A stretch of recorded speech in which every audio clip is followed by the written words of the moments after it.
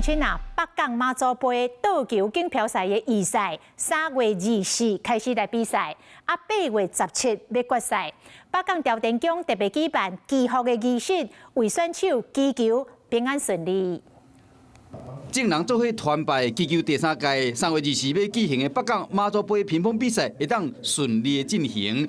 今年的主题是英雄，全国有将近3800位乒乓的歌手来参加。那我们透过做这支英雄北港朝天宫的做球拍，那这支球拍呢，它很特别，它是手工款，在总决赛每一组的个人赛的单打冠军，他们可以拿到这支球拍。今年上届特别的是运动比赛的头一摆，甲宗教出巡做结合。英雄对决哈，今年最特别的是我们第一场在台北哈，我们要请妈祖当总会长哈，底下哈看大家比赛哈。114年全国运动会会伫云林举办北港妈祖杯乒乓比赛，嘛算是为全国运动会起鼓。